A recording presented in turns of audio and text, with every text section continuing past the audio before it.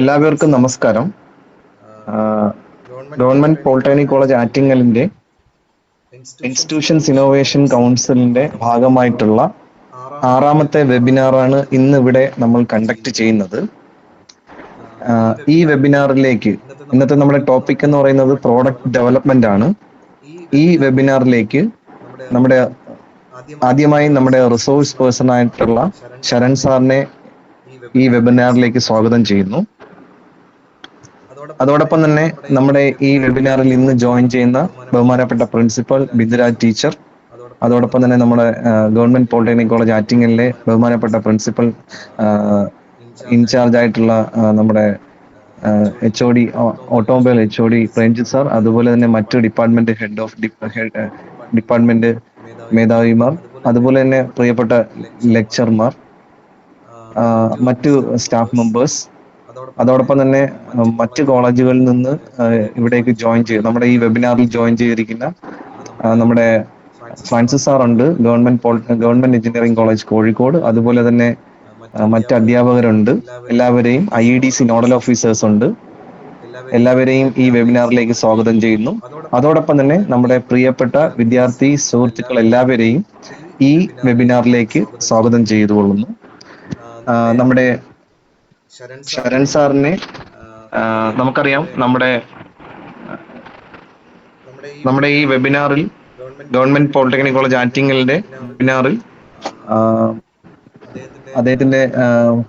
അദ്ദേഹം നമ്മുടെ ഈ ക്ഷണം സ്വീകരിച്ച് വോളണ്ടിയർലിയായി നമുക്ക് ഈ വെബിനാർ കണ്ടക്ട് ചെയ്യാമെന്ന് അദ്ദേഹം അറിയിക്കുകയും അദ്ദേഹത്തിന്റെ വാല്യുബിൾ ആയിട്ടുള്ള ടൈം അതുപോലെ തന്നെ എക്സ്പീരിയൻസ് നമ്മുടെ ഈ ഒരു എളിയ സെഷന് വേണ്ടി ഷെയർ ചെയ്യാൻ അറിയിക്കുകയും ചെയ്തു. അദ്ദേഹത്തെ സ്വാഗതം ചെയ്യുന്നു.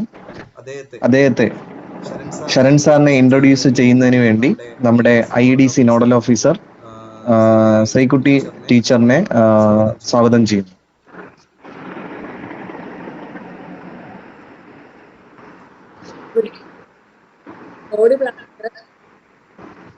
അതെ ടീച്ചർ, ഓഡിയബിൾ ആണ്. I am Srikuti, working as lecturer in electronics engineering at Government Polytechnic College, Attingel. So it gives immense pleasure for me to welcome you all to the webinar on product development. So it's my privilege to welcome our esteemed speaker Sharan KB, who has a remarkable achievements in academic as well as in professional side also. He holds MTech in Signal Processing from NIT Calicut, and also BTech in Electronics and Communication from University of Calicut. And currently he is working as lecturer in Electronics Engineering at Government Polytechnic College, Neyattingala. And previously he has imparted his knowledge to the students at the institution like CAPE. So he has a very good knowledge in everything. He's a person not only confined to teaching domain, but also contributed lots in research side also. He published 2 papers mainly on areas of traffic video surveillance and medical robots, and his area of expertise in C, C++, Java, MATLAB, IoT, robotics, etc. And he has actively involved in some funded projects like Kerala Startup Mission, Idea Grant, and consulting projects. And as I mentioned earlier, his contribution beyond teaching, particularly he hold multiple positions in his institution, YAP coordinator, IEDC nodal officer, etc. So we are expecting a lot in this session, sir. So without further delay, I am hand over this session to Sharan sir. Okay, thank you teacher, thank you.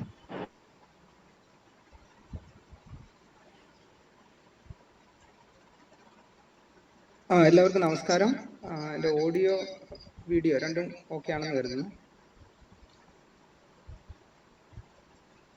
Hello, okay ആണ് sir. ആദ്യം തന്നെ എല്ലാവർക്കും നമസ്കാരം.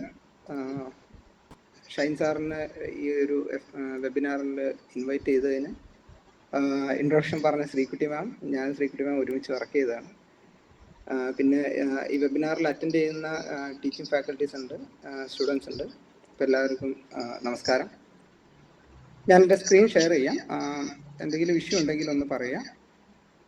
ഞാൻ slide present ചെയ്യുന്ന സമയത്ത് എനിക്ക് chat എന്തെങ്കിലും വന്നു കഴിഞ്ഞാൽ വായിക്കാൻ സ്ക്രീനിൽ കാണുന്നില്ല. അപ്പം എന്തെങ്കിലും ടെക്നിക്കൽ ഇഷ്യൂ വരികയാണെങ്കിൽ ആരെങ്കിലും ഒന്ന് മൈക്ക് യൂസ് ചെയ്തിട്ടൊന്ന് പറയേണ്ടതായിട്ടുണ്ട്.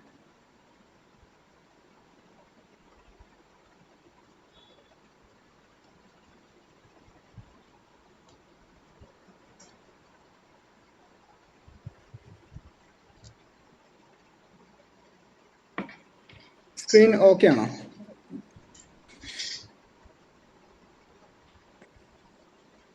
ഓക്കെയാണ്, ഓക്കെയാണ്. ഓക്കെയാണ്, താങ്ക് യു.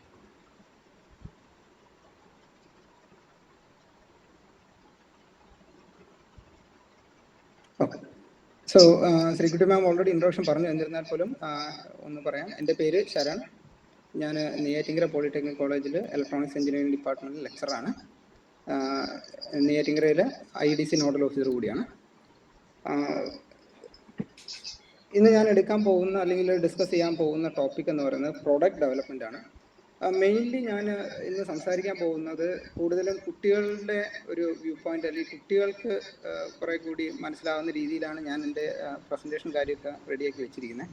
ഒത്തിരി ടെക്നിക്കൽ കണ്ടന്റ് ഒന്നുമില്ല, ജനറൽ ആയിട്ടുള്ള കുറച്ച് കാര്യങ്ങളാണ് മെൻഷൻ ചെയ്യാൻ ഉദ്ദേശിക്കുന്നത്.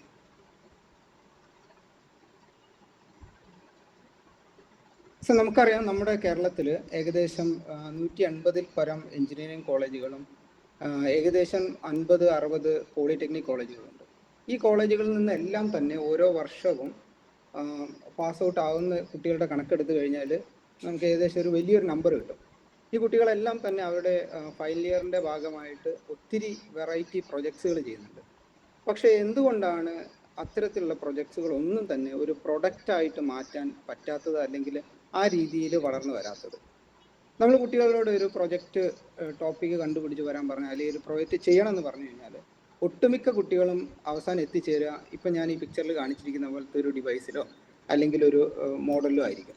ഇപ്പോൾ ഇലക്ട്രോണിക് സ്റ്റുഡൻസ് ആണെങ്കിലായിരിക്കും അല്ലെങ്കിൽ ഇലക്ട്രിക്കൽ റിലേറ്റഡ് സബ്ജക്റ്റ് ബ്രാഞ്ച് വരുന്ന കുട്ടികളായിരിക്കും കൂടുതൽ ഈ രീതിയിൽ.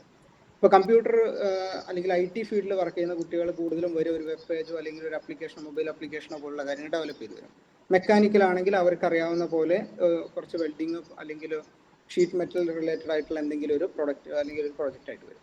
ഇപ്പോൾ ഇവിടെ എല്ലാം പ്രശ്നം എന്താണെന്ന് വെച്ച് കഴിഞ്ഞാൽ കുട്ടികൾക്ക് ഒരുപാട് ഐഡിയകളുണ്ട്. ആ ഐഡിയ അവർ ബിൽഡ് ചെയ്ത് വരുമ്പോൾ അത് എന്തെങ്കിലും ഒരു രൂപത്തിലോട്ടായിട്ട് മാറും. ഇതൊരു യഥാർത്ഥ പ്രൊഡക്റ്റിൻ്റെ ഫോമിലോട്ട് എത്തിപ്പെടുന്നില്ല. അവരെല്ലാം തന്നെ എന്തെങ്കിലും ഒരു സാധനം ഉണ്ടാക്കണം എന്നുള്ള ലക്ഷ്യത്തിൽ, അല്ലെങ്കിൽ എന്തെങ്കിലും ഒന്ന് ചെയ്യണം എന്നുള്ള ഒരു ലക്ഷ്യം മാത്രമേ അവർക്കുള്ളൂ. ഓക്കെ. അപ്പോൾ ഇവരുടെ സംബന്ധിച്ച്, അല്ലെങ്കിൽ കുട്ടികളെ സംബന്ധിച്ച് പ്രൊജക്റ്റ് അല്ലെങ്കിൽ പ്രോഡക്റ്റ് ഡെവലപ്മെൻറ്റ് എന്ന് പറഞ്ഞു കഴിഞ്ഞാൽ ബിൽഡിങ് സംതിങ്. ബട്ട് റിയലി ഒരു പ്രോഡക്റ്റ് ഡെവലപ്മെൻറ്റ് എന്ന് പറഞ്ഞു കഴിഞ്ഞാൽ it is not building something, it is building the right thing. Okay. Exact എന്താണ് നമുക്ക് വേണ്ടത് അത് ബിൽഡ് ചെയ്യുന്നതിനെയാണ് നമ്മൾ പ്രോഡക്റ്റ് ഡെവലപ്മെൻറ്റ്. ഓക്കെ. നമ്മുടെ കുട്ടികൾ നമുക്കറിയാം, ടീച്ചേഴ്സിനെ കൂടുതൽ അറിയണ്ടാവും. കുട്ടികൾക്ക് ഒരുപാട് ഐഡിയകളുണ്ട്. നമ്മളൊരു പ്രൊജക്റ്റ് കണ്ടുപിടിച്ചാൽ പല രീതിയിൽ പല ഐഡിയാസ് കൊണ്ടുവരും. ഇതാണ് കുട്ടികളുടെ ഏറ്റവും ആദ്യത്തെ പ്രശ്നം. അവരെപ്പോഴും ചിന്തിക്കുക ഒരുപാട് ഐഡിയ, എന്ത് ഐഡിയ അല്ലെങ്കിൽ എന്ത് പ്രൊജക്റ്റ് ചെയ്യാം, എന്ത് ഐഡിയ വർക്കൗട്ട് ചെയ്യാം എന്നുള്ളതാണ്. എന്നാൽ നമുക്ക് ആവശ്യം ഐഡിയ അല്ല. യഥാർത്ഥത്തിൽ ഒരു പ്രൊഡക്റ്റ് ഡെവലപ്മെന്റോ അല്ലെങ്കിൽ ഒരു പ്രൊജക്റ്റ് ഉണ്ടാക്കാൻ ആദ്യം നമുക്ക് ഐഡിയ അല്ല വേണ്ടത്. നമുക്ക് റിയലി വേണ്ടത് ഒരു പ്രോബ്ലമാണ്. നമ്മൾ ആദ്യം തന്നെ എന്ത് പ്രോബ്ലമാണ് നമ്മൾ സോൾവ് ചെയ്യാൻ പോകുന്നത് എന്നുള്ളതാണ് ഐഡന്റിഫൈ ചെയ്യുന്നത്. ഈ പ്രോബ്ലം ഐഡന്റിഫിക്കേഷന്റെ ഭാഗമായിട്ട് അതിന്റെ സൊല്യൂഷനാണ് നമ്മുടെ പ്രൊഡക്റ്റ്. ആ സൊല്യൂഷനിലേക്ക് എത്താൻ വേണ്ടി നമുക്ക് പല ഐഡിയാസ് എടുക്കാം. അപ്പോൾ ആദ്യം നമ്മൾ കണ്ടുപിടിക്കേണ്ടത് പ്രോബ്ലം. ഇനി എന്തെങ്കിലും ഒരു പ്രോബ്ലം കണ്ടുപിടിച്ചാൽ പോരാ. ആ പ്രോബ്ലം എന്തായിരിക്കണം? ആ പ്രോബ്ലത്തിന് ഒരു സൊല്യൂഷൻ കണ്ടുപിടിക്കുന്നത് that should be A worth. അത് സോൾവ് ചെയ്ത് കഴിഞ്ഞാൽ അതിനൊരു സൊസൈറ്റിയിൽ ഒരു ഇമ്പാക്ട് ഉണ്ടായിരിക്കണം. അതല്ലാതെ വെറുതെ ഒരു നെയിം സേക്കിന് വേണ്ടിയിട്ട് ഒരു പ്രോബ്ലം കണ്ടുപിടിച്ച് അതിനൊരു സൊല്യൂഷൻ ഞാൻ കണ്ടുപിടിച്ചു എന്ന് പറയുന്നത് കാര്യമില്ല. ഓക്കെ. അപ്പോൾ എപ്പോഴും നമ്മൾ ഒരു പ്രോബ്ലം ഡിഫൈൻ ചെയ്യുമ്പോഴോ അല്ലെങ്കിൽ അതിന് സൊല്യൂഷൻ കണ്ടുപിടിക്കുമ്പോഴോ എപ്പോഴും ക്രിറ്റിക്കൽ ക്വസ്റ്റ്യൻസ് ചോദിക്കാം. എന്തുകൊണ്ട് ഇങ്ങനെ, അല്ലെങ്കിൽ എന്തുകൊണ്ട് വേറൊരു സൊല്യൂഷൻ എടുത്തുകൂടാ, അല്ലെങ്കിൽ എന്താണ് ഇതിന്റെ പ്രശ്നം? അങ്ങനെ റിപ്പീറ്റഡ് ആയിട്ട് ക്രിറ്റിക്കൽ ക്വസ്റ്റ്യൻസ് ചോദിക്കാം.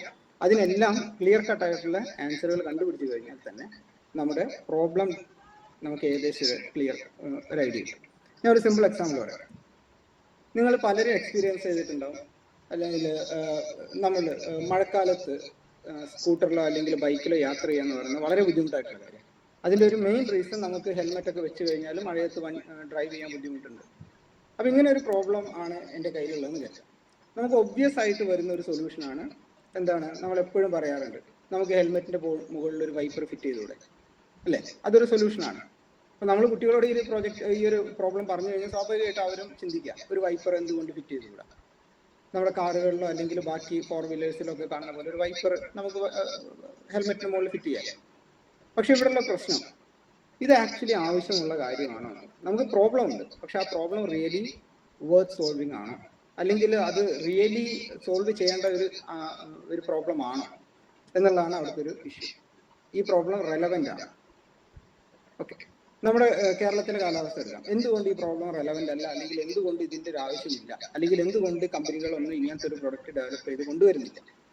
നമ്മുടെ കേരളത്തിലെ ഒരു കാര്യം എടുത്താൽ തന്നെ നമുക്കറിയാം, നമ്മുടെ കേരളത്തിൽ എത്ര സമയം മഴ ഉണ്ടാവും.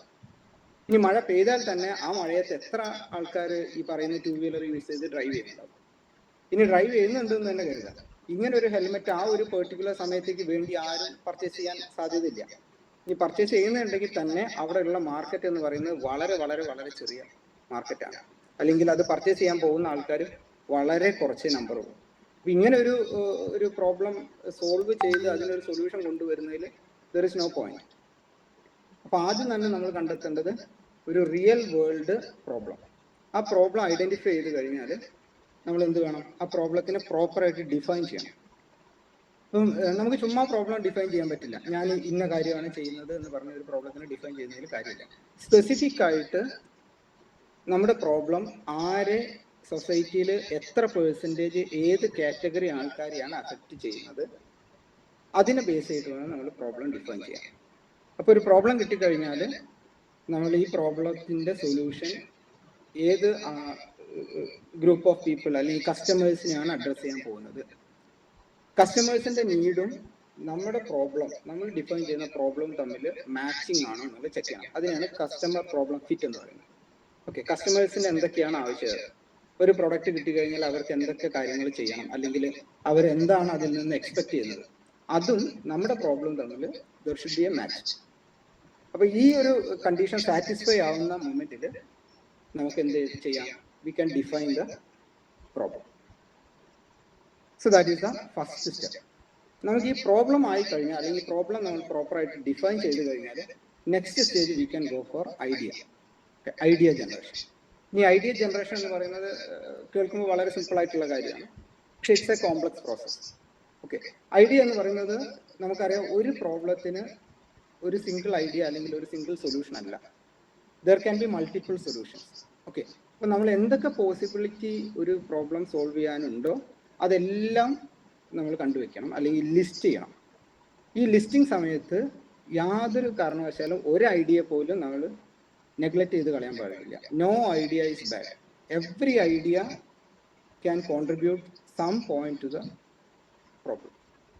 ഓക്കെ, അപ്പോൾ അതിന് ഏറ്റവും കൂടുതൽ ആൾക്കാർ ഫോളോ ചെയ്യുന്ന ഒരു മെത്തേഡാണ് ബ്രെയിൻ സ്റ്റോമിങ്. എനിക്ക് തോന്നുന്നു ഷൈൻ സാർ ഓൾറെഡി ഇതിനെക്കുറിച്ച് വെബിനാർസും കാര്യങ്ങളൊക്കെ എടുത്തിട്ടുണ്ടാവും, ബ്രെയിൻ സ്റ്റോമിങ്. അപ്പോൾ നിങ്ങൾക്ക് കുട്ടികൾക്ക് വേണമെങ്കിൽ ഇത് ട്രൈ ചെയ്ത് നോക്കാം. അപ്പോൾ നിങ്ങളുടെ കയ്യിലൊരു പ്രൊജക്റ്റ് ചെയ്യണം എന്നുള്ളൊരു കോൺസെപ്റ്റ് ഉണ്ടെങ്കിൽ നിങ്ങൾ, ഞാൻ പറഞ്ഞ പോലെ, ആദ്യം തന്നെ പ്രോബ്ലമാണ് ഐഡന്റിഫൈ ചെയ്യേണ്ടത്. അല്ലാതെ ഞാൻ എന്ത് പ്രൊവൈഡ് ചെയ്യുന്നു, അല്ലെങ്കിൽ ഞാൻ ഇന്ന ഡിവൈസാണ് ചെയ്യാൻ പോകുന്നത് എന്നുള്ള ആദ്യമേ അല്ല എത്തിച്ചേരേണ്ടത്. അതിന് പകരം ഞാൻ എന്ത് പ്രോബ്ലമാണ് സോൾവ് ചെയ്യാൻ പോകുന്നത്, ആ പ്രോബ്ലം ക്ലിയർ ആയിട്ട് ഡിഫൈൻ ചെയ്യാം.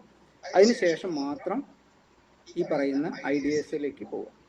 ഓക്കെ, അപ്പോൾ നിങ്ങളുടെ ഗ്രൂപ്പ് ഇപ്പോൾ ഒരു പ്രൊജക്ട് ഗ്രൂപ്പ് ആണെങ്കിൽ നോർമലി 4-5 ആൾക്കാരുണ്ടാവും. ഈ ഗ്രൂപ്പായിട്ട് നിങ്ങൾ ഇരുന്ന് ബ്രെയിൻ സ്റ്റോം ചെയ്യാം, മാക്സിമം ഐഡിയാസ് കോൺട്രിബ്യൂട്ട് ചെയ്യുക. ഈ ബ്രെയിൻ സ്റ്റോമിൽ തന്നെ പല രീതികളിൽ ചെയ്യാം.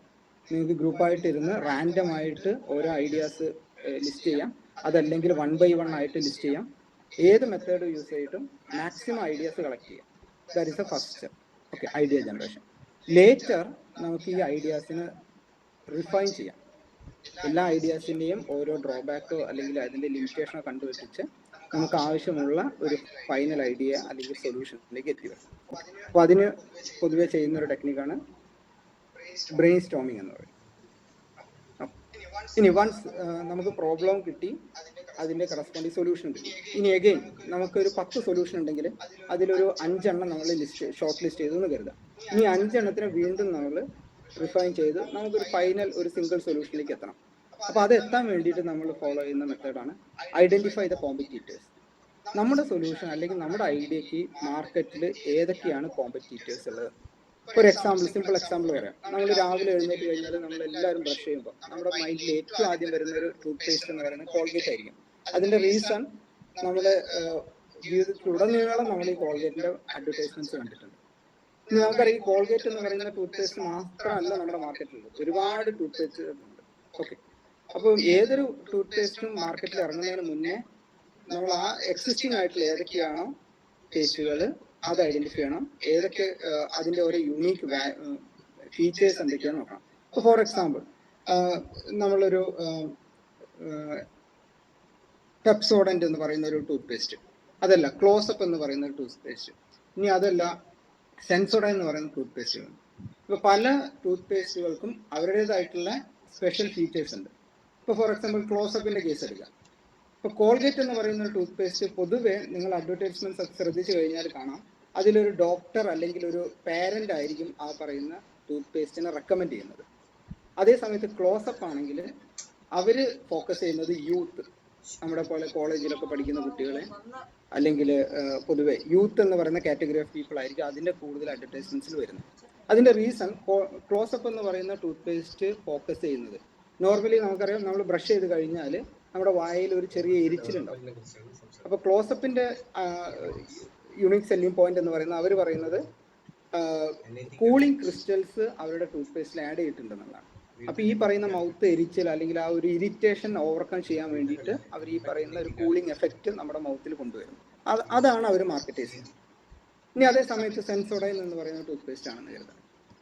അപ്പോൾ കോൾഗേറ്റ് ഞാൻ പറഞ്ഞു, നമുക്ക് എല്ലാവർക്കും അറിയാം, അതൊരു മാർക്കറ്റ് മേജർ ഷെയർ ഉള്ള ഒരു ടൂത്ത് പേസ്റ്റ് ആണ്. അതേ സമയത്ത് സെൻസോഡൈൻ റീസെന്റ് വന്ന ഒരു ടൂത്ത് പേസ്റ്റ് ആണ്. അവർ ഫോക്കസ് ചെയ്യുന്നത് കൂടുതലും നമ്മുടെ ഏജ്ഡ് ആയിട്ടുള്ള കാറ്റഗറി ആൾക്കാരെയാണ്. അപ്പോൾ അവരുടെ അഡ്വർടൈസ്മെന്റ് നോക്കിക്കഴിഞ്ഞാൽ നിങ്ങൾക്ക് കാണാം, കുറേ കൂടി ഏജ്ഡ് ആയിട്ടുള്ള ആൾക്കാരായിരിക്കും, മദേഴ്സ് അല്ലെങ്കിൽ മീൻസ് ഒരു 40 എബോ അല്ലെങ്കിൽ 50 എബോ ഉള്ള ആൾക്കാരായിരിക്കും അവരുടെ അഡ്വർടൈസ്മെന്റ് ചെയ്യുക. കാരണം അവർ ഫോക്കസ് ചെയ്യുന്നത് കൂടുതലും പല്ലിന്റെ സെൻസിറ്റിവിറ്റി റെഡ്യൂസ് ചെയ്യാനുള്ള ഒരു ഫീച്ചറാണ് അവരുടെ ടൂത്ത് പേസ്റ്റ് ഉള്ളത് എന്നുള്ളത്. അപ്പോൾ നമ്മൾ ചെയ്യേണ്ടത്, നമ്മളൊരു സൊല്യൂഷനിലേക്ക് എത്തുകയാണെങ്കിൽ ഏതാണ് നമ്മുടെ ഡയറക്റ്റ് കോമ്പറ്റീറ്റേഴ്സ് അല്ലെങ്കിൽ ഇൻഡയറക്റ്റ് ആയിട്ട് ഏതൊക്കെ കോമ്പറ്റീറ്റേഴ്സ് വരാം, ആ കോമ്പറ്റീറ്റേഴ്സിനെ ഐഡന്റിഫൈ ചെയ്യുക, അവരുടെ ഫീച്ചേഴ്സ് എന്തൊക്കെയാണെന്ന് ലിസ്റ്റ് ചെയ്യുക.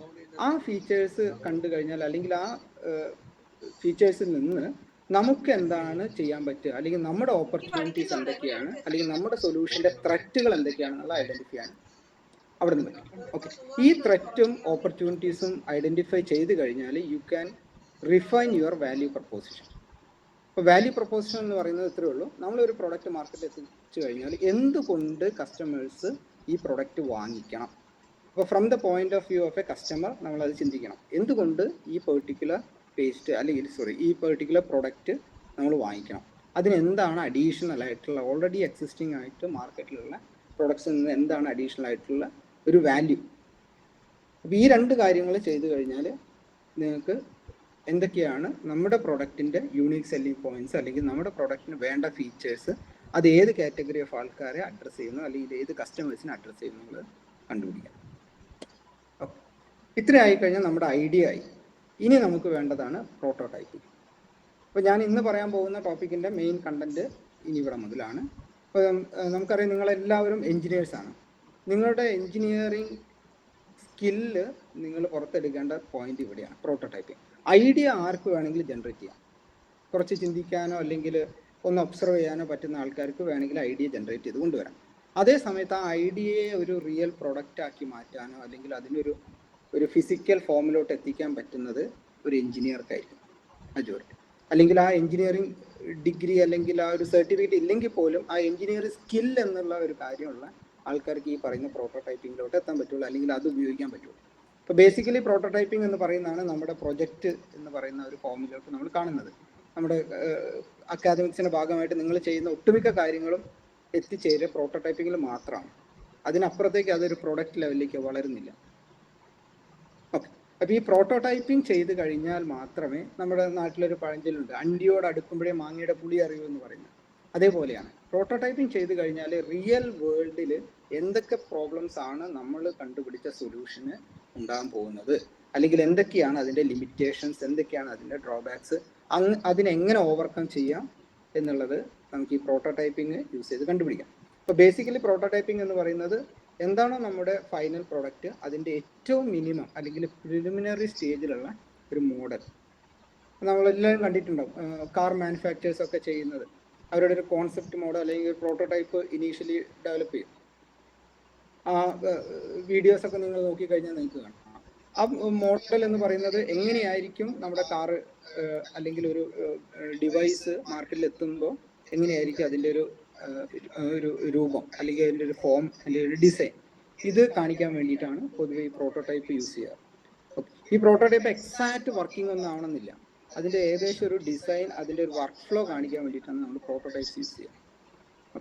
ഈ പ്രോട്ടോടൈപ്സ് തന്നെ പല കാറ്റഗറി ഉണ്ട്. നമ്മുടെ ആക്ച്വൽ പ്രൊഡക്റ്റുമായിട്ട് എത്രമാത്രം സിമിലാരിറ്റി നമ്മുടെ പ്രോട്ടോടൈപ്പിനുണ്ട് എന്നുള്ളത് മെഷർ ചെയ്യുന്ന ഒരു പാരാമീറ്ററാണ് ഫിഡലിറ്റി. ഓക്കെ, അപ്പോൾ ഫിഡലിറ്റി ലോ, മീഡിയം, ഹൈ, ഇങ്ങനെയാണ് മൂന്നായിട്ട് കാറ്റഗറൈസ് ചെയ്തിരിക്കുന്നത്. ലോ എന്ന് പറയുന്നതാണ് ഏറ്റവും ബേസിക് ലെവൽ. ഓക്കെ, അതായത് നമ്മുടെ ആക്ച്വൽ പ്രോഡക്റ്റുമായിട്ട് വളരെ ലോ ലെവലിലായിരിക്കും അതിൻ്റെ റിലേഷൻ.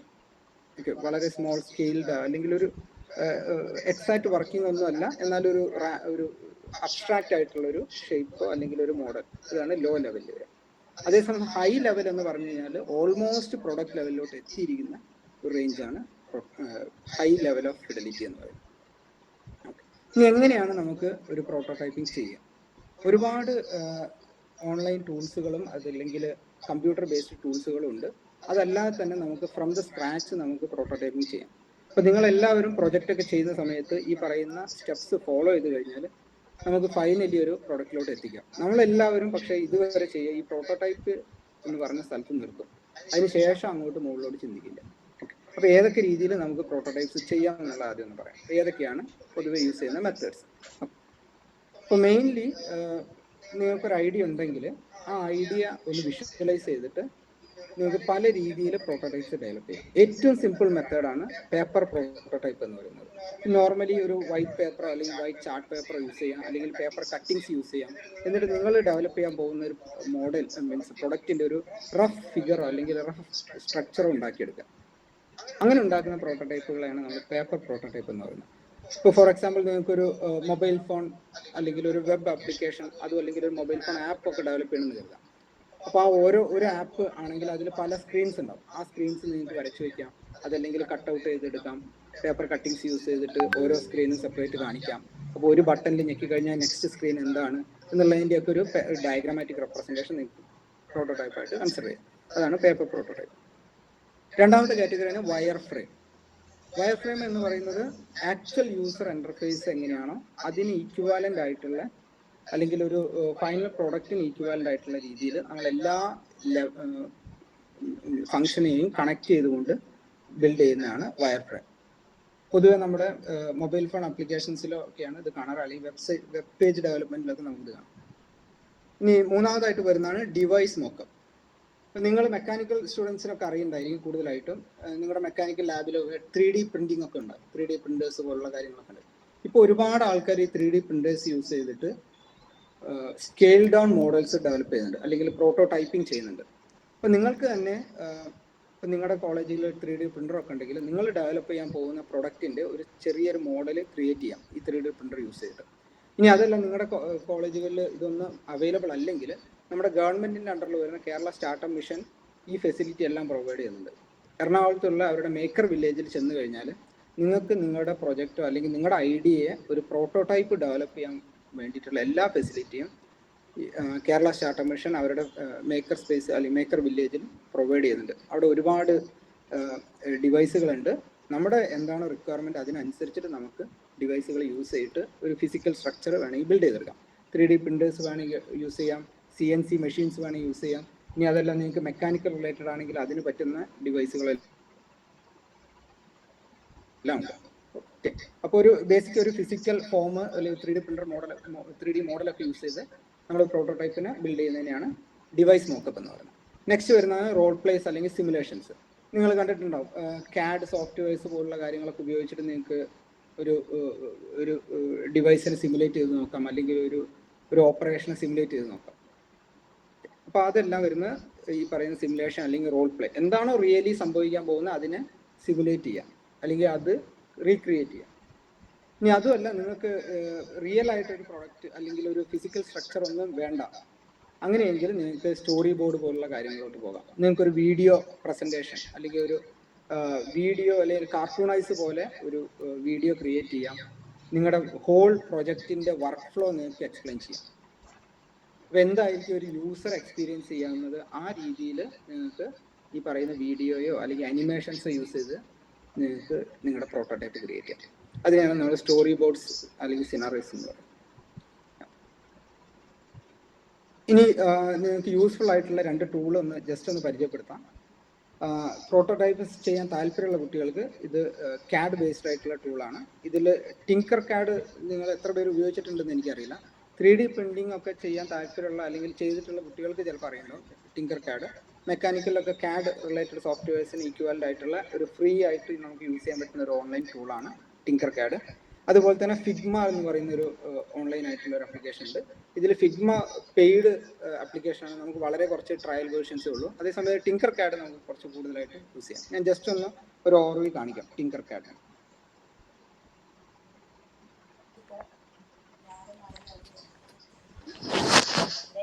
സ്ക്രീൻ കാണുന്നുണ്ടല്ലോ അല്ലേ? ഞാൻ ടിങ്കർ CADന്റെ വെബ്സൈറ്റിൽ ആണ് ഇപ്പോൾ ഉള്ളത്.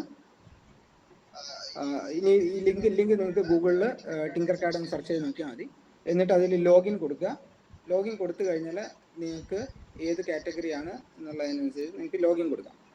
അപ്പോൾ ഒന്നുകിൽ നിങ്ങൾക്ക് പേഴ്സണലായിട്ട് അക്കൗണ്ട് എടുക്കാം, അല്ലെങ്കിൽ എഡ്യൂക്കേറ്റർ, സ്റ്റുഡൻറ്റ് എന്താണോ നിങ്ങളുടെ ആവശ്യം അതിനനുസരിച്ചിട്ട് അക്കൗണ്ട് എടുക്കും. ഞാൻ പേഴ്സണൽ അക്കൗണ്ട് എന്നുള്ളത് കൊടുക്കുകയാണ്.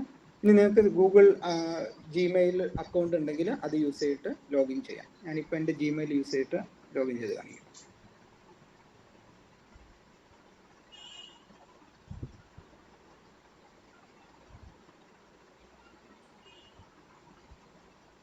ഓക്കെ, അപ്പോൾ ഇതാണ് ഇതിൻ്റെ ഫസ്റ്റ് വെൽക്കം പേജ്. നിങ്ങൾ ലോഗിൻ ചെയ്ത് കഴിഞ്ഞാൽ ഇതിൽ നിങ്ങൾക്ക് മൾട്ടിപ്പിൾ ഓപ്ഷൻസ് കാണാം. ഏറ്റവും ആദ്യം വരുന്ന 3D ഡിസൈൻ. നിങ്ങൾക്ക് 3D പ്രിൻറ്റിങ്ങോ അല്ലെങ്കിൽ 3D മോഡലോ നിങ്ങളുടെ പ്രൊഡക്റ്റിൻ്റെ വിഷ്വലൈസ് ചെയ്യണമെങ്കിൽ നിങ്ങൾക്ക് അത് ക്രിയേറ്റ് ചെയ്യാനുള്ളൊരു ഓപ്ഷനാണ് ഇവിടെ 3D ഡിസൈൻ. നിങ്ങൾക്ക് നിങ്ങളുടെ ഇഷ്ടമുള്ള കമ്പോണൻസ്, ഇതിൽ ഒരുപാട് ലൈബ്രറി കമ്പോണൻസ് ഉണ്ട്. ആ കമ്പോണൻസ് യൂസ് ചെയ്തിട്ട് നിങ്ങൾക്ക് ഇതിൻ്റെ ഒരു 3D മോഡൽ ബിൽഡ് ചെയ്തെടുക്കാം. ഇനി ഈ മോഡൽ വേണമെങ്കിൽ നിങ്ങൾക്ക് 3D പ്രിൻ്റർ യൂസ് ചെയ്തിട്ട് പ്രിൻ്റ് ചെയ്ത് നിങ്ങൾക്ക് റിയൽ ആയിട്ട് വിഷ്വലൈസ് ചെയ്യാം. ഇനി അതല്ല സർക്യൂട്ട് റിലേറ്റഡ് ബ്രാഞ്ചുകൾ അല്ലെങ്കിൽ ഇലക്ട്രോണിക്സ് റിലേറ്റഡ് സ്റ്റുഡൻസ് ആണെങ്കിൽ അവർക്ക് സർക്യൂട്ട് സിമുലേഷനോ അല്ലെങ്കിൽ സർക്യൂട്ട് ബിൽഡ് ചെയ്യാനോ ഉള്ള ഓപ്ഷൻസ് ഉണ്ട്, സർക്യൂട്ട്സ്. അതുപോലെ തന്നെ code blocks, 3D models build ചെയ്യാനുള്ള കാര്യങ്ങളൊക്കെ. അപ്പോൾ നമ്മുടെ ആവശ്യാനുസരണം നമുക്ക് ഇഷ്ടമുള്ള ടൂൾ യൂസ് ചെയ്യാം. അപ്പോൾ പറ്റുന്നവർ ഇതൊന്ന് ചെക്ക് ചെയ്ത് നോക്കുക. നിങ്ങൾക്ക് ഈ 3D ഡിസൈനോ അല്ലെങ്കിൽ നിങ്ങൾക്ക് ഒരു പ്രോട്ടോടൈപ്പ് ഡെവലപ്പ് ചെയ്യണം, അല്ലെങ്കിൽ ഒരു നിങ്ങളുടെ പ്രോജക്റ്റിനെ ഒന്നുകൂടി ഒന്ന് എൻഹാൻസ് ചെയ്ത് അടുത്ത ലെവലിലേക്ക് കൊണ്ടുപോകണം എന്നുള്ളവരൊക്കെ ആണെങ്കിൽ ഈ പറയുന്ന വെബ്സൈറ്റ് ഒന്ന് ചെക്ക് ചെയ്യാം.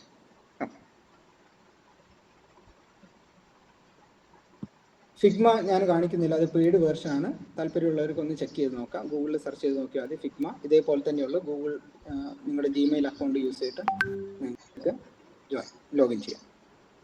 ഓക്കെ, ഇനി വൺസ് നമുക്ക് ഒരു പ്രോട്ടോടൈപ്പ് ആയി കഴിഞ്ഞാൽ next stage of product development എന്ന് പറയുന്നത് മിനിമം വയബിൾ പ്രോഡക്റ്റ് അല്ലെങ്കിൽ MVP എന്നാണ് ജനറലി പറയാറ്. മിനിമം വയബിൾ പ്രോഡക്റ്റ് എന്താണോ നമ്മുടെ പ്രൊജക്റ്റ് അതിൻ്റെ ഒരു എക്സാക്റ്റ് റെപ്ലിക്ക എന്ന് വേണമെങ്കിൽ മിനിമം വയബിൾ പ്രൊഡക്റ്റിന് പറയാം.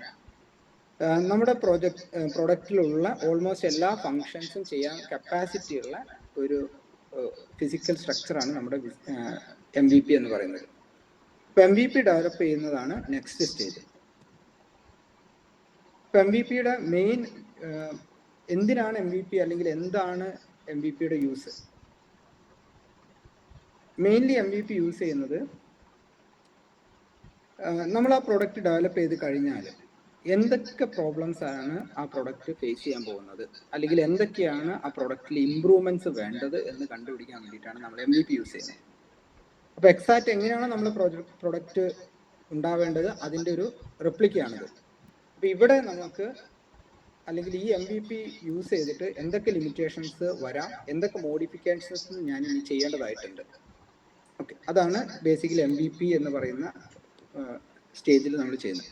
ഇപ്പം MVP-യും മിനിമം പ്രോട്ടോടൈപ്പും തമ്മിലുള്ള മെയിൻ ഡിഫറൻസ് എന്ന് പറയുന്നത്, പ്രോട്ടോടൈപ്സ് നോർമലി നമ്മൾ ഒരു ലബോറട്ടറി സെറ്റപ്പിലോ അല്ലെങ്കിൽ ഒരു ഇൻഹൗസ് സെറ്റപ്പിലോ ആയിരിക്കും ടെസ്റ്റ് ചെയ്യുന്നത്.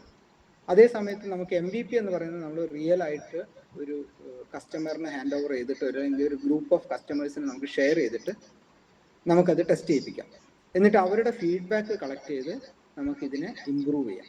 അതാണ് MVP-യുടെ ഒരു മെയിൻ അഡ്വാൻറ്റേജ്, അല്ലെങ്കിൽ MVP-യിൽ നമ്മൾ ചെയ്യേണ്ടതായിട്ടുള്ള കാര്യങ്ങൾ. ഓക്കെ, നമ്മുടെ പ്രൊഡക്റ്റ് അല്ലെങ്കിൽ നമ്മുടെ ഐഡിയ വാലിഡേറ്റ് ചെയ്യുന്ന സ്റ്റേജാണ് MVP. അപ്പോൾ നമ്മൾ ഒരു ഗ്രൂപ്പ്, നമ്മുടെ ഒരു കൊഹോട്ടിനെ ഐഡന്റിഫൈ ചെയ്യണം, നമ്മുടെ ഗ്രൂപ്പ് ഓഫ് കസ്റ്റമേഴ്സ്, അവർക്ക് ഈ പറയുന്ന ഡിവൈസ് ടെസ്റ്റ് ചെയ്യാൻ കൊടുക്കാം. ഇപ്പം നോർമലി നിങ്ങളൊരു സോഫ്റ്റ്വെയർ ഒക്കെ പുതിയ വേർഷൻസ് ഒക്കെ റിലീസ് ചെയ്യുന്ന സമയത്ത് ശ്രദ്ധിച്ചിട്ടുണ്ടാവും, പൊതുവെ സോഫ്റ്റ്വെയർ കമ്പനികളൊക്കെ ഒരു ബീറ്റ വേർഷൻ ഇറക്കും. ഈ ബീറ്റ എന്ന് പറയുന്നത് ടെസ്റ്റിംഗ് സ്റ്റേജാണ്. ഈ ബീറ്റ റിലീസ് ചെയ്ത് യൂസേഴ്സ് യൂസ് ചെയ്ത് അവരുടെ റിവ്യൂ കിട്ടിയിട്ട് ഈ പറയുന്ന വേർഷനെ മോഡിഫൈ ചെയ്തിട്ടാണ് റിയൽ പ്രൊഡക്റ്റ് അല്ലെങ്കിൽ റിയൽ സോഫ്റ്റ്വെയർ പൊതുവെ കമ്പനികൾ ഇറക്കുക. അതേപോലെയാണ് നമ്മുടെ MVP, അല്ലെങ്കിൽ അത് തന്നെയാണ് ഓൾമോസ്റ്റ് MVP എന്ന് പറയുന്നത്, റിയൽ ആയിട്ട് പ്രൊഡക്റ്റിന്റെ ഒരു റെപ്ലിക്ക. ഞാനൊരു സിമ്പിൾ എക്സാമ്പിൾ കാണിക്കാം എങ്ങനെയാണ് ഒരു MVP ബിൽഡ് ചെയ്യേണ്ടത്.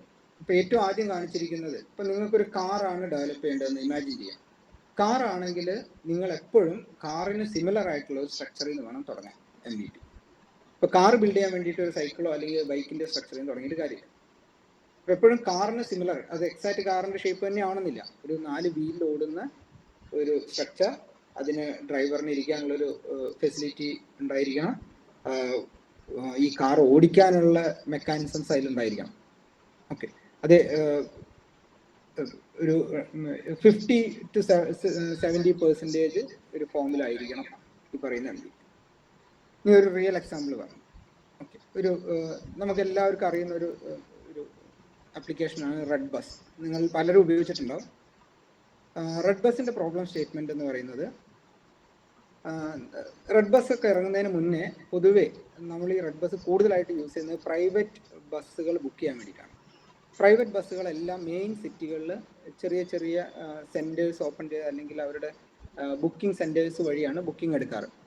അപ്പോൾ ആ ബുക്കിംഗ് സെന്ററിൽ ഫിസിക്കലി ചെന്നാൽ മാത്രമേ നമുക്ക് ആവശ്യമുള്ള സീറ്റോ അല്ലെങ്കിൽ നമുക്ക് ഈ പറയുന്ന ബസ് ബുക്ക് ചെയ്യാൻ പറ്റുള്ളൂ. അതേപോലെ തന്നെ ബസ് ഓപ്പറേറ്റേഴ്സിന് അവരുടെ കസ്റ്റമേഴ്സിനെ കണ്ടുപിടിക്കാനോ അല്ലെങ്കിൽ കണക്ട് ചെയ്യാനോ കുറച്ച് ബുദ്ധിമുട്ടായിരുന്നു. അപ്പോൾ ഇതായിരുന്നു അവരുടെ പ്രോബ്ലം. അവർക്കൊരു സെൻട്രലൈസ്ഡ് ആയിട്ടുള്ള ഒരു സിസ്റ്റം ഇല്ല. ഒരുപാട് ബസ് ഓപ്പറേറ്റേഴ്സ് ഉണ്ട് ഒരു സിറ്റിയിൽ.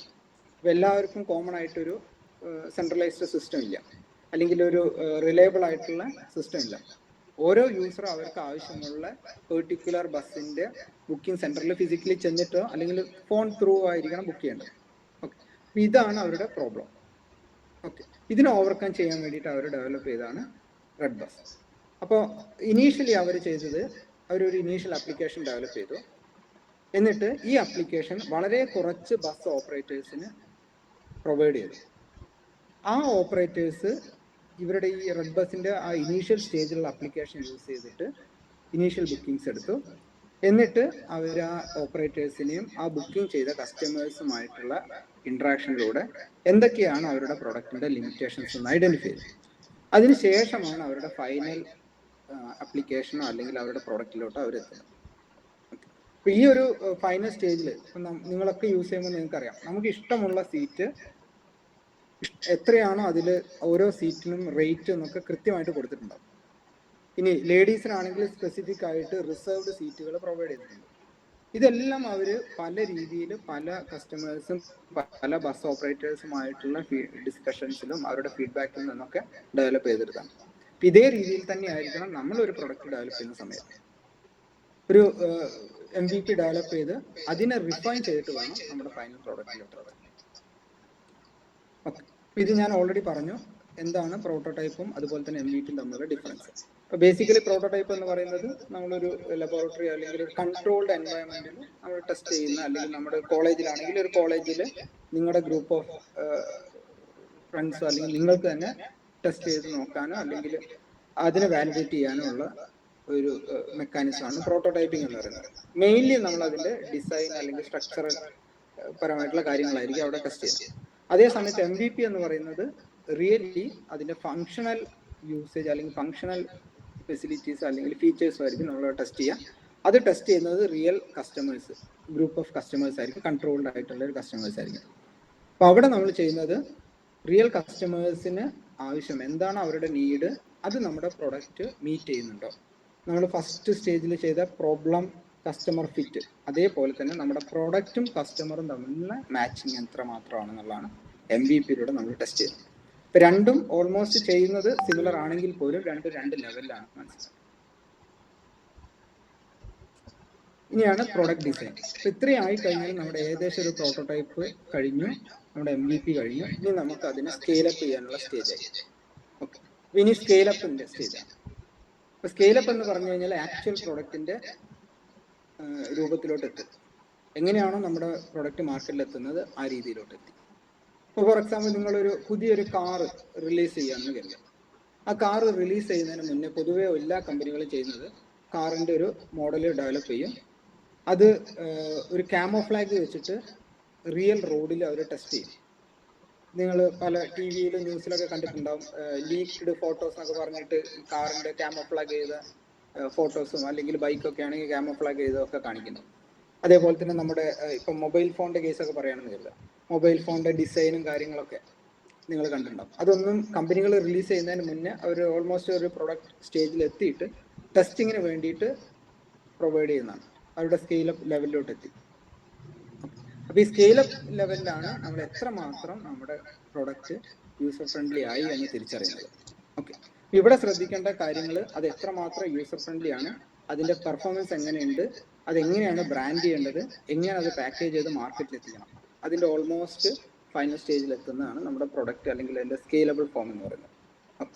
ഇനി വൺസ് പ്രൊഡക്റ്റ് ഡെവലപ്പ് ആയി കഴിഞ്ഞാൽ പോലും നെക്സ്റ്റ് സ്റ്റേജ് അതിനെ റിലീസ് ചെയ്യല്ല, again we have to test the product. Okay, അപ്പോൾ അതൊരു ഇറ്റ്സ് എ സൈക്ലിക് പ്രോസസ്. അപ്പോൾ ആദ്യം നമ്മൾ പ്രൊഡക്റ്റ് ബിൽഡ് ചെയ്യണം, എന്നിട്ട് നമ്മളത് കസ്റ്റമേഴ്സിന് പ്രൊവൈഡ് ചെയ്തു, റിയൽ പ്രൊഡക്റ്റ് കസ്റ്റമേഴ്സിന് പ്രൊവൈഡ് ചെയ്തു, ടെസ്റ്റ് ചെയ്തു, അവരുടെ ഫീഡ്ബാക്ക് കളക്ട് ചെയ്തു, വീണ്ടും നമ്മുടെ പ്രൊഡക്റ്റിനെ റിഫൈൻ ചെയ്തു, വീണ്ടും കസ്റ്റമേഴ്സിലേക്ക് പ്രൊവൈഡ് ചെയ്തു. ഇതൊരു സൈക്ലിക് പ്രോസസ്സായിട്ട് കണ്ടിന്യൂ ചെയ്തുകൊണ്ടേയിരിക്കും. ഓരോ ഫീഡ്ബാക്കിൽ നിന്നും നമുക്ക് അതിൻ്റെ ഓരോരോ ഫീച്ചറോ അല്ലെങ്കിൽ അതിൻ്റെ ലിമിറ്റേഷൻസോ കാര്യങ്ങളോ ഐഡൻറ്റിഫൈ ചെയ്യാൻ പറ്റും. അതിനെ ഓവർകം ചെയ്യുന്ന രീതിയിൽ നമ്മൾ അതിനെ മോഡിഫൈ ചെയ്യേണ്ടതായിട്ട് വരും. It's A long term process, ഒത്തിരി സമയം എടുക്കുന്ന ഒരു പ്രോസസ്സാണ്. ഇത്രയും സ്റ്റേജിലൂടെ കടന്നു കഴിഞ്ഞാൽ ഫൈനലി നമ്മുടെ പ്രൊഡക്റ്റ് മാർക്കറ്റിൽ എത്തിക്കാനുള്ള ഒരു കപ്പാസിറ്റി. ഞാനൊരു സിമ്പിൾ ഒരു വീഡിയോ കൂടി കാണിക്കാം, അതിന് ശേഷം നമുക്ക് സ്റ്റോപ്പ് ചെയ്യാം. ഓൾമോസ്റ്റ് 45 ആയി. ഇപ്പം നിങ്ങൾക്ക് അറിയാവുന്ന പോലെ തന്നെ നമ്മുടെ നാട്ടിൽ ഒരുപാട് ഇലക്ട്രിക് വെഹിക്കിൾസ് ഉണ്ട്, എസ്പെഷ്യലി കാർസ്. ഞാനിവിടെ പറയുന്നത് സ്കൂട്ടറിൻ്റെ കേസാണ്. അപ്പോൾ അതിൽ ഏറ്റവും കൂടുതൽ നിങ്ങളെ റോഡിലൊക്കെ നോക്കിക്കഴിഞ്ഞാൽ നിങ്ങൾക്ക് കാണാൻ പറ്റുന്ന സ്കൂട്ടറാണ് ഏതർ. ഏതറിന് 2 മോഡലുകളാണ് ഇപ്പോൾ ഉള്ളത്. ഏതർ എന്ന് പറയുന്ന സ്കൂട്ടർ ഡെവലപ്പ് ചെയ്തത് IIT മദ്രാസിലെ ഇൻക്യുബേറ്ററിൽ നിന്നാണ്. ആ ഇൻക്യുബേറ്ററിലെ റിസർച്ചിൻ്റെ ഡെവലപ്മെൻറ്റിൻ്റെ ഭാഗമായിട്ടാണ് അവർ ഏതർ സ്കൂട്ടർ റിലീസ് ചെയ്തത്. അപ്പോൾ അവരുടെ ഒരു സ്റ്റോറി, ഒരു വീഡിയോ ആയിട്ട് ഞാൻ കാണിക്കാം. ഇത് നിങ്ങൾക്ക് വേണമെങ്കിൽ യൂട്യൂബിൽ സെർച്ച് ചെയ്ത് നോക്കിക്കഴിഞ്ഞാൽ കാണാം, ഏതർ സ്റ്റോറി എന്ന് പറഞ്ഞിട്ട് അവരുടെ ചാനലിലുണ്ട്. അപ്പോൾ അവർ എങ്ങനെയാണ് ഒരു സ്റ്റുഡൻറ് പ്രോജക്റ്റ് അല്ലെങ്കിൽ ഒരു പ്രോട്ടോടൈപ്പ് ലെവലിൽ നിന്ന് അവരുടെ ഫൈനൽ പ്രൊഡക്റ്റ് ആവുന്നതിൻ്റെ ഒരു ജസ്റ്റ് ഒരു വിഷ്വൽ ജേണി അവരത് കാണിക്കണം. അപ്പോൾ ആ വീഡിയോ കൂടി ഒന്ന് കാണിക്കാം.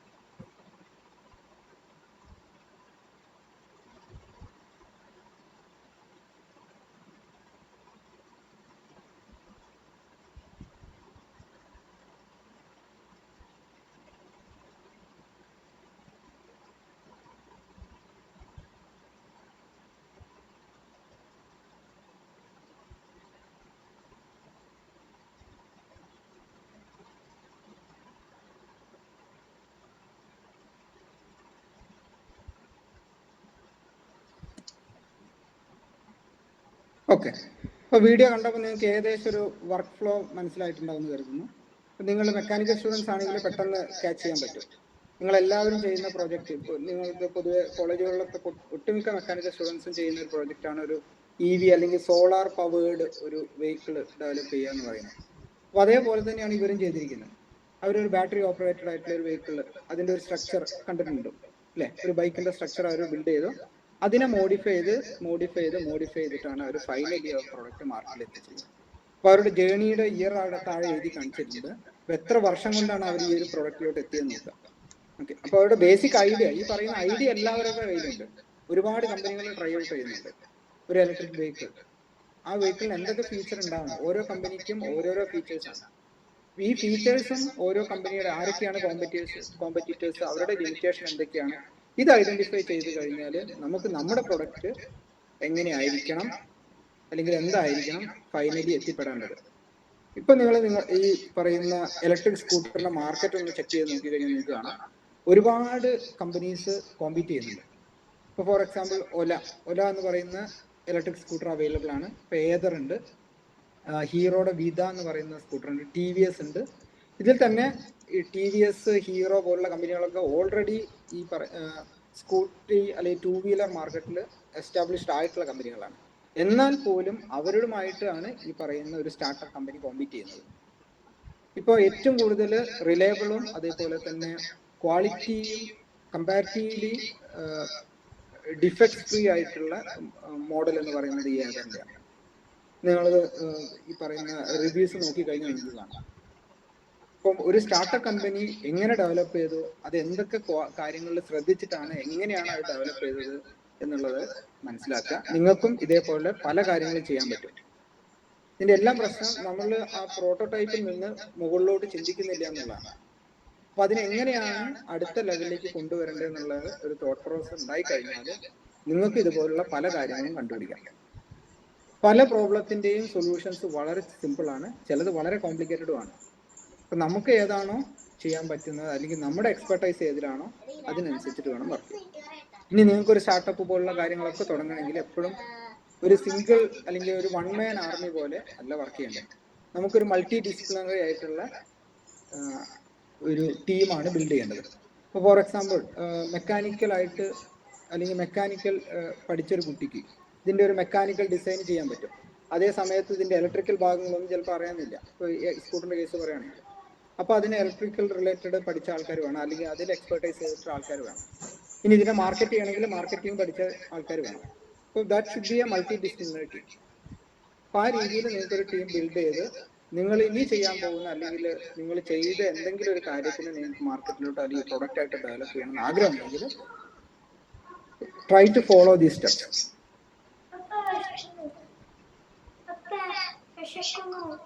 അപ്പൊ എനിക്ക് എന്തെങ്കിലും കഴിക്കാൻ വേണം, വിശക്കുന്നു.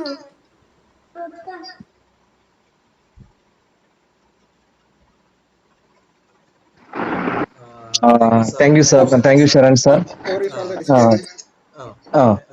Thank you Sharan sir. നമ്മുടെ ബഹുമാനപ്പെട്ട ഫാക്കൽറ്റി മെമ്പേഴ്സ് ഉണ്ടെന്ന് തോന്നുന്നു. അവർക്ക് എന്തെങ്കിലുമൊക്കെ സംശയങ്ങൾ ഉണ്ടെങ്കിൽ ചോദിക്കാം. എനിക്ക് തോന്നുന്നു government engineering college Kozhikode Francis sir ഉണ്ടെന്ന് തോന്നുന്നു. അതുപോലെ തന്നെ മലബാർ പോളിടെക്നിക് കോളേജിലെ പ്രകാശൻ സാർ ഉണ്ടെന്ന് തോന്നുന്നു. അതുപോലെ തന്നെ നമ്മുടെ റാവിഷ് സാർ ഉണ്ടെന്ന് തോന്നുന്നു. അങ്ങനെ മറ്റ് പേരുകളൊക്കെ കാണുന്നുണ്ട്. എനിക്ക് എല്ലാവരെയും അറിയുന്നില്ല, എങ്കിലും നമ്മുടെ ഫാക്കൽറ്റീസിനുള്ള സംശയങ്ങളൊക്കെ ചോദിക്കാം, അവരുടെ ഫീഡ്ബാക്ക് അറിയിക്കാം.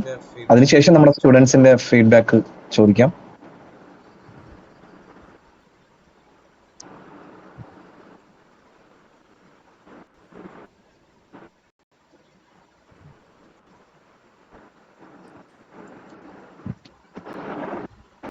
ഹലോ, ഫ്രാൻസിസ് ആണ്, കോഴിക്കോട് നമസ്കാരം സാർ. ആണ്. വളരെ ക്ലിയർ ആയിട്ടുള്ള പ്രസന്റേഷൻ ആയിരുന്നു. സ്റ്റേജ് എത്തിയിട്ട് പിന്നെ അതിന് മുന്നോട്ട് പോകാതിരിക്കുന്ന ഒരു അവസ്ഥ എല്ലായിടത്തും ഉള്ള ഒരു ഇതാണ്. അപ്പൊ അത് എങ്ങനെ സ്റ്റുഡൻസിനെ എൻകറേജ് ചെയ്യാൻ? ഇത് കുട്ടികളെ ഫേസ് ചെയ്യുന്ന ഒരു പ്രശ്നം ഞാൻ പറഞ്ഞ പോലെ ഇവര് എന്തെങ്കിലും ഒന്ന് ബിൽഡ് ചെയ്യണം എന്നുള്ള ഒരു മൈൻഡ് വരും. അവർക്ക് റിയൽ ആയിട്ട് ഒരു പ്രോബ്ലം ഐഡന്റിഫൈ ചെയ്യാൻ പറ്റാത്തതിന്റെ ബുദ്ധിമുട്ടാണ്. എല്ലാവരും ചെയ്യുന്നത് നമ്മളൊരു പ്രൊജക്ട് ഐഡിയ കണ്ടുപിടിക്കും. നമ്മൾ ഫൈനൽ ഇയർ ആയി കഴിഞ്ഞ കുട്ടികളോട് പറയും, നിങ്ങളൊരു പ്രൊജക്ട് ഗ്രൂപ്പ് ഫോം ചെയ്ത് പ്രൊജക്ട് ഐഡിയ ആയിട്ട് വരുമെന്നായിരിക്കും പറയും. അവരെല്ലാവരും ഒരു പ്രൊജക്ട് ടോപ്പിക് കണ്ടുപിടിക്കും. പക്ഷെ ആ പ്രൊജക്ട് കൊണ്ട് എന്താണ് ഉപയോഗം, അല്ലെങ്കിൽ അത് ആരെ എഫക്ട് ചെയ്യുന്നുള്ളത് ചിന്തിക്കുന്നില്ല. അവരുടെ ഐഡിയ ഉണ്ട്. അവർ പിന്നെ ചെയ്യുന്നത് ഈ ഐഡിയ എങ്ങനെ ഒരു പ്രോബ്ലത്തിലോട്ട് മാപ്പ് ചെയ്യിക്കാം, അതാണ് അവർ റിയലി ചെയ്യുന്നത്. ശരിക്കും തിരിച്ചാണ് നമ്മൾ ചെയ്യേണ്ടത്. ഒരു പ്രോബ്ലത്തിൽ നിന്ന് വേണം ഐഡിയ കൊണ്ടുവരാൻ. ആ ഒരു പ്രശ്നമാണ് നമ്മുടെ ഒട്ടുമിക്ക കുട്ടികളും ഫേസ് ചെയ്യുന്നുള്ളതാണ് ഒരു കാര്യം. രണ്ടാമത്തെ ഒരു കാര്യം, ഇനി ഇതെല്ലാം മാച്ച് ചെയ്ത് ഇപ്പം ഓൾറെഡി പ്രോബ്ലം കണ്ടുപിടിച്ച് അവിടെ നിന്ന് ഐഡിയ ഡെവലപ്പ് ചെയ്ത് ഈ ഒരു ഫോർമാറ്റ് ഫോളോ ചെയ്യുന്ന അല്ലെങ്കിൽ സ്ട്രക്ചേർഡ് ആയിട്ടുള്ള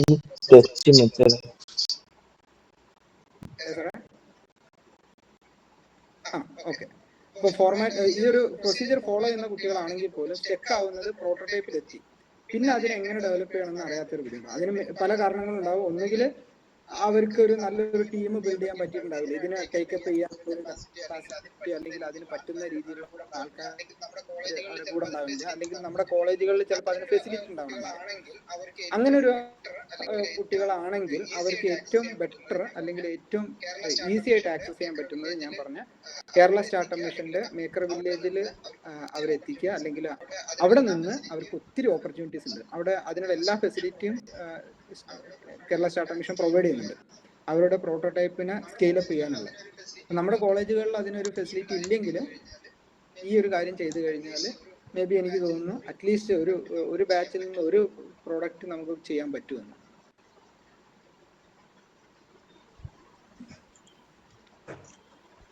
ശരൺ സാർ, ഞാൻ മലബാർ പോളിടെക്നിക്കിലെ മെക്കാനിക്കൽ ഹെഡ് ഓഫ് ഡിപ്പാർട്ട്മെന്റ് ആണ്.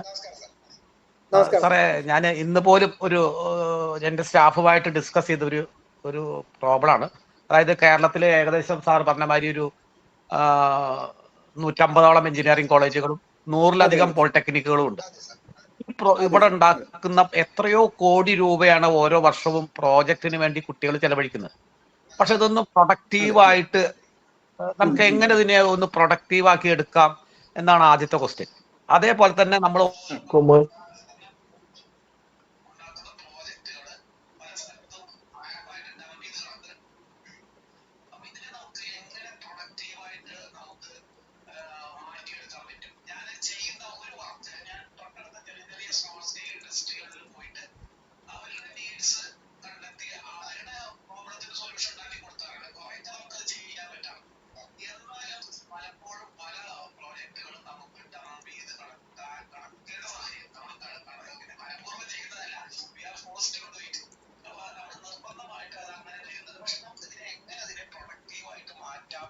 എന്ന ഒരു ചർച്ച നമുക്ക് ആവശ്യമല്ലേ എന്ന്.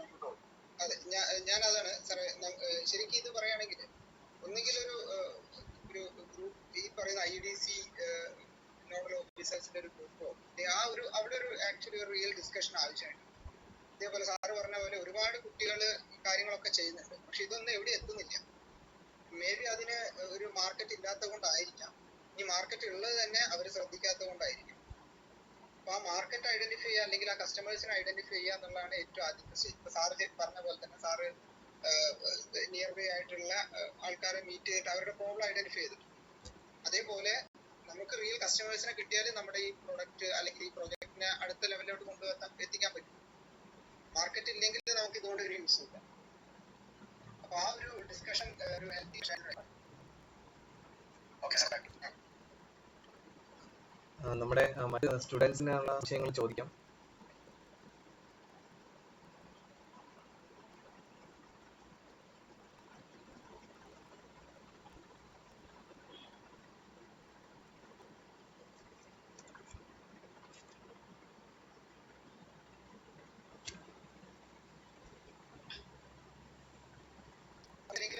കുട്ടികളെ പറ്റുന്നവര് മേക്കർ വില്ലേജ് കാണാം.